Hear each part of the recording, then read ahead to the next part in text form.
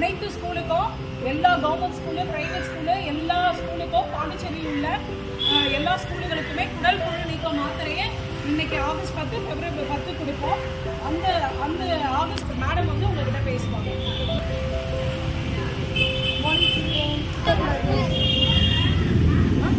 வயிற்று போக்கு, ரத்த சோகை, சரியா?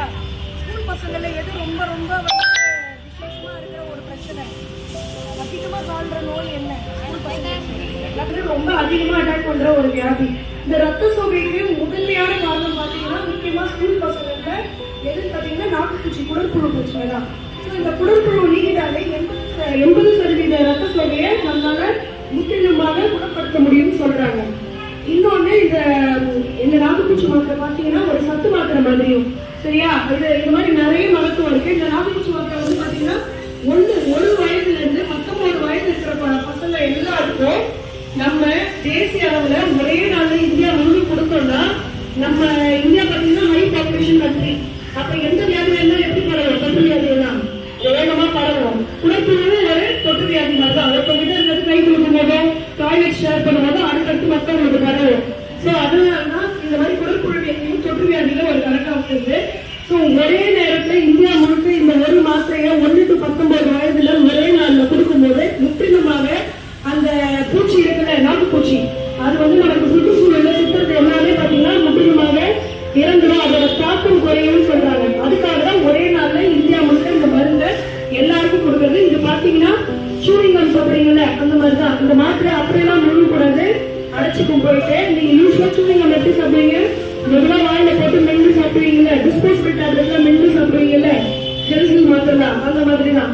ஸோ இது யாரும் வந்து அப்படியே முழுங்க கூடாது. மென்று சாறு இறங்க சாப்பிட்டீங்கன்னா தான் அதோட ஃபுல் மருத்துவமே உங்களுக்கு கிடைக்கும். இந்த மாத்திரை சாப்பிட்டாலும் டாய்லெட் போகும்போது ஸ்லிப்பர்ஸ் போட்டுக்கணும். எப்பயுமே வந்து சாப்பிட்றதுக்கு முன்னாடியும் கிரவுண்ட்ல விளையாடிட்டு ஸ்கூல்ல போகும்போதும், அதே போல சாப்பிட்டதுக்கு அப்புறம் வந்து குழந்தைங்களுக்கு வீட்டுல வந்து குட்டி பாப்பாலாம் இருக்கும்ல, அவங்க கிட்ட போகும்போது இந்த இடத்துல அதெல்லாம் நம்ம அதே போல வெளியில கிரவுண்ட்ல விளையாடிட்டு வீட்டுக்கு போவீங்க. எல்லா டைம்லயும் டாய்லெட் முடிச்சதுக்கு அப்புறம் எல்லா டைம்லயுமே ஹேண்ட் வாஷிங் கண்டிப்பா பண்ணணும். ஹேண்ட் வாஷிங் 6 ஸ்டெப்ஸ் பாத்தீங்கன்னா நம்ம சிஸ்டர் சொல்லுவாங்க, எல்லாரும் கவனமா கேட்டுக்கோங்க. அந்த ஹேண்ட் வாஷிங் எல்லாரும் பிராக்டிஸ் பண்ணணும். இந்த நாக்குப்பூச்சி மாத்திரை சாப்பிட்றதுனால என்ன ஆகும்? ஞாபக சக்தி, புத்தி கூர்மையும் அதிகமாகும். ஏன்னா ரத்த சோகையில நம்மளுக்கு கான்சன்ட்ரேஷன் ரொம்ப கம்மியாயிடும்ல. ஸோ இதுவும் ஒரு சத்து மாத்திரை மாதிரி தான். அவசியம் வந்து நேற்று கிளினிக்ல கொடுத்தாங்க, முந்தாயத்துல வந்து நாங்க வந்து டாக்டர் கிட்ட வாங்கி சாப்பிட்டோம், இல்ல நம்ம கவர்மெண்ட் டாக்டர் கிட்ட வேற பிரச்சனை போகணும். எப்படி போன மருந்து எங்க போட்டாலும் அன்னைக்கு பரிசு போகணும்னு போடுவீங்க, அதே போலதான். ஸோ கண்டிப்பா இந்த நாக்குப்பூச்சி மருந்துல அவசியம் நேற்று சாப்பிட்டா கூட ஒரு சூவிங்கம் கொடுக்குற மாதிரி அவசியம் எல்லாரும் எடுத்துக்கோங்க. வீட்டுல குழந்தைங்க இருந்தாங்கன்னா அந்த இருக்காங்கனாலும் அவங்களுக்கும் அவசியம் கொடுக்க சொல்லுங்க. ரொம்ப சின்ன டாக்டர்ஸ் கிட்ட வந்து எழுதி வாங்கிட்டு போகலாம். ஆனா எல்லா பசங்களும் அவசியம் 19 வயசு வரைக்கும் இந்த மாத்திரை எடுக்கணும், சரியா? ஹேண்ட் வாஷிங் ஸ்டெப்ஸ் நீங்க கவனிச்சுக்கோங்க. இது எல்லாமே ஃபாலோ பண்ணும்போது செருப்பு வந்து எப்பயுமே வந்து டாய்லெட், பாத்ரூம், மண்ணில் விளையாடுறதுலாம் போட்டுட்டு தான் போகணும். உங்க வீட்லயே பாத்தீங்கன்னா ஒரு அர்ஜென்ட்டுக்கு வெளியில போய் பக்கத்து வீட்டுல எதிர் வீட்டுல விளையாடுறது என்ன பண்ணுவீங்க? எதிர் வீடு வந்து செப்பல் போடாம போறீங்களா? போக மாட்டீங்களா? இந்த பசங்க அப்படிதான் போறாங்க. கால்வாக்கத்தை என்ன பண்ணுவீங்க? செப்பல் போடாம போவீங்க. பக்கத்துல கடையில என்ன மட்டும் வாங்கினா செப்பல் போடாம போவீங்க. அந்த மாதிரி போகக்கூடாது. அப்ப இந்த மாத்திரை சாப்பிட்றதுக்கான யூஸே கிடையாது. இந்த மாத்திரை சாப்பிட்டாலும் எப்பயுமே காலேஜ் போகும்போது முக்கியமா பப்ளிக் டாய்லெட் வெளியில போறீங்கல்ல, இந்த மாதிரி இடத்துல செப்பல்ஸ் தான் யூஸ் பண்ணிட்டு தான் போகணும். ஹேண்ட் வாஷிங் ரெகுலரா ப்ராக்டிஸ் பண்ணுங்க. நெயில்ஸ் ட்ரிம் பண்ணிக்கோங்க. நெகம் எப்பயுமே வெட்டி இருக்கணும். நெகம் வெட்டாம இருந்தாலும் இந்த இன்ஃபெக்ஷன் மாத்தி பாத்தீங்கன்னா டாய்லெட் அப்படி மூலமா வாய்க்கு போயிடும், திரும்ப வாயில இருந்து டாய்லெட்டுக்கு போயிடும். நாக்கு பிடிச்சி சுத்திக்கிட்டே போகும் உடம்பு முழுக்க. அது இன்னொன்று இதனால வந்து சவர வியாதி வரும், சரிங்களா? அப்புறம் வயிற்றுப்போக்கும் பிரச்சனை வரும். இந்த மாதிரி இப்போ தொந்தரவுகளுக்கும் புத்தி கூர்மைக்கும் ஞாபக சக்தி எல்லாத்துக்கும் நம்ம ஒரு மாத்திரைனா அந்த ஒரு மாத்திரை அவசியம் நீங்க எடுப்பீங்களா மாட்டீங்களா? அவசியம் நிறைய இருக்கு. இப்ப ஹேண்ட் வாஷிங் ஸ்டெப்ஸ் சிஸ்டர் சொல்றாங்க, சரிங்களா? ஹேண்ட் வாஷிங் நம்மளுக்கு ஒவ்வொரு தடையும் பிப்ரவரி மாசமும் ஆகஸ்ட் மாசமும் நம்ம சொல்லி தந்துதான் இருக்கோம். இருந்தாலும் ஹேண்ட் வாஷிங் வந்து அந்த ஒவ்வொரு ஸ்டெப்ஸும் கரெக்டா ப்ராப்பரா நம்ம செய்யணும். ஒவ்வொரு ஸ்டெப்ஸும் 15-20 செகண்ட்ஸ் செய்யணும். ஸ்டெப்ஸை மாத்தி செஞ்சா தப்பு கிடையாது. ஆனா எல்லா ஸ்டெப்ஸும் கரெக்டா செய்யணும், ஓகேவா? ஃபர்ஸ்ட் நம்ம வந்து ரன்னிங் வாட்டர், அதாவது திறந்த காலில் தான் கையை என்ன செய்யணும், வாஷ் பண்ணிக்கணும். ஓகேவா? வாஷ் பண்ணிட்டு கையில் சோப் சொல்யூஷன் எடுத்து ஃபர்ஸ்ட் என்ன ஸ்டெப்பு, ஃப்ரண்ட், அதாவது ரெண்டு கையும் நல்லா சோப் சொல்யூஷன் போட்டு நல்லா தேய்ச்சி இப்படி நல்லா தேய்க்கணும். அடுத்தது செகண்ட் ஸ்டெப்பு, அதாவது பேக் ஆஃப் த ஹேண்ட், ரெண்டு கைக்கும் பேக்ல இந்த சன் எடுக்கல இது இதை நல்லா வாஷ் தேய்க்கணும். ஓகேவா? தேர்ட் ஸ்டெப்பு இந்த மாதிரி நக்கல்ஸ், அதாவது விரலோட இடுக்கல. அடுத்தது ஃபோர்த் ஸ்டெப், நெகத்தால இந்த பாம்ல, அப்ப நெகத்துல இருக்கிற அழுக்கெல்லாம் போகும், இந்த பாம்ல இருக்கிற அழுக்கெல்லாம் போகும். ஓகேங்களா? அடுத்தது ஃபிஃப்த் ஸ்டெப், கட்டை விரல், அதாவது தம்பு சுத்தி இங்கதான் நிறைய அழுக்குகள் வந்து சேர்ந்துருக்கும், அதனால இந்த தம் ஃபிங்கரை சுத்தி ரெண்டு கைகளையும் கரெக்டா. கடைசியா ஸ்டெப் மணிக்கட்டு. இந்த 6 ஸ்டெப்ஸும் 15 to 20 செகண்ட்ஸ் செய்யணும்.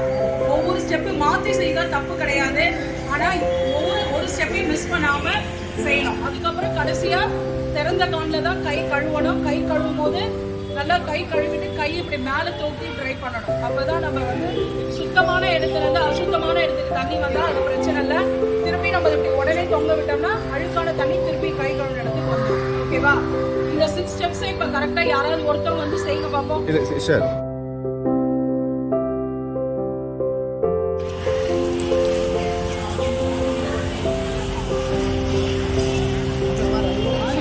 நீ பண்ற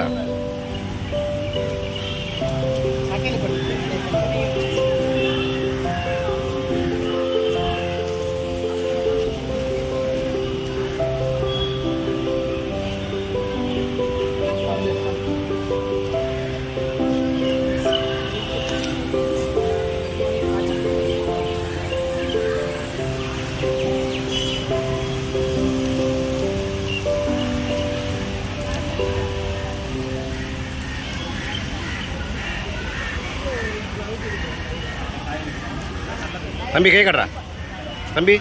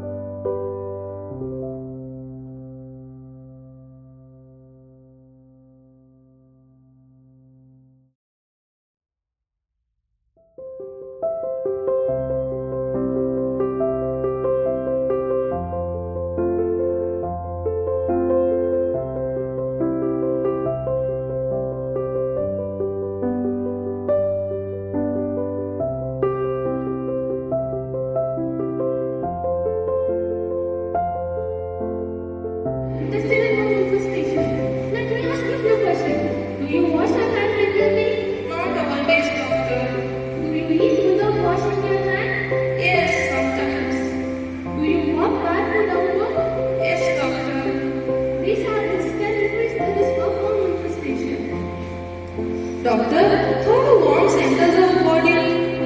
Worm infestation can spread by contaminated soil, food, water,